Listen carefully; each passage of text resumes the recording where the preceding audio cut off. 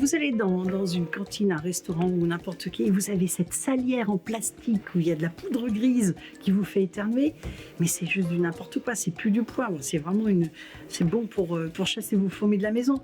Alors qu'un poivre, il y a toute une histoire, ça fait 4000 ans ou 5000 ans que le poivre existe dans l'humanité. Ça apporte du peps à la vie, ça relève les plats, ça apporte de la chaleur, c'est extraordinaire.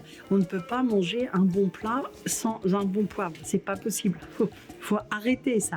Et donc pour moi, le poivre, c'est vraiment, je vais pas dire que c'est le sel de la vie parce que c'est un peu simple, mais c'est un ingrédient indispensable à toute cuisine. Mais même une cuisine rapide, même une salade, une laitue, vous mettez un poivre. Le chouchou du magasin, ça va être le poivre sauvage de Madagascar. Donc ça, c'est un petit poivre qui a énormément de parfum, qui est vraiment dans les sous-bois et qui pique très très peu. Donc ça, il va vraiment partout, c'est extraordinaire. Moi, j'ai le nez sur la bonbonnière, c'est du pur bonheur. Mon poivre préféré, c'est vraiment le poivre Malabar noir. Alors pourquoi? C'est parce que c'est vraiment l'ancêtre de tous les poivres. C'est celui qui a parcouru toute la planète, qui a été planté au Brésil, qui a été planté en Afrique, qui a été planté dans toutes les îles d'Asie, etc. Et c'est le poivre qui a le goût de poivre. Alors j'adore avoir différents poivres sur ma table de cuisine. Par contre, systématiquement, je reviens au Malabar noir un moment ou un autre, parce que c'est pratiquement le cœur, la racine de tous les goûts poivrés qu'on peut avoir sur Terre. Ça fait du bien d'y revenir. Et en plus, c'est celui que j'ai cueilli. Donc forcément, il y a un côté affectif qui sera à vie sur celui-là.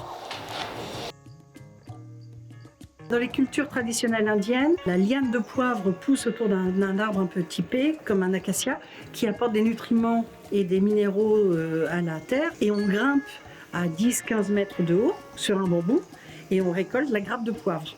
Il y a tout un geste qui est absolument merveilleux, c'est comme une danse où on sépare les grains de la tige de la grappe.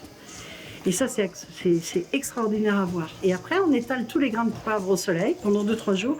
Les grains de poivre vont sécher et vont devenir noirs parce qu'ils se sont oxydés. Ça va devenir le poivre noir. Alors une fois qu'on a réussi à importer tous nos poivres, on fait tous les tests olfactifs et gustatifs. Et après, on dit ok, on peut les conditionner et les mettre en vente au magasin.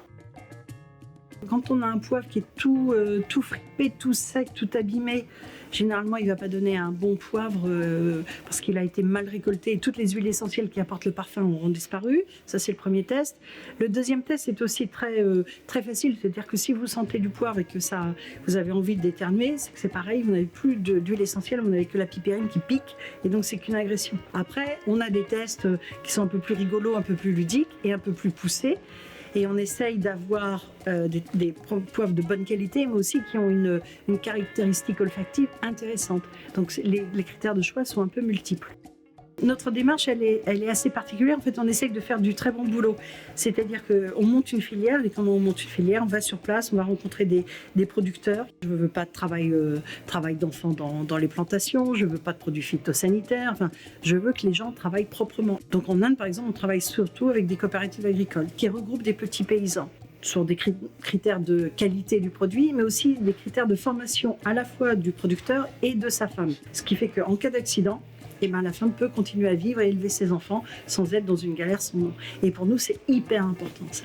En plus de la qualité du produit, bien entendu.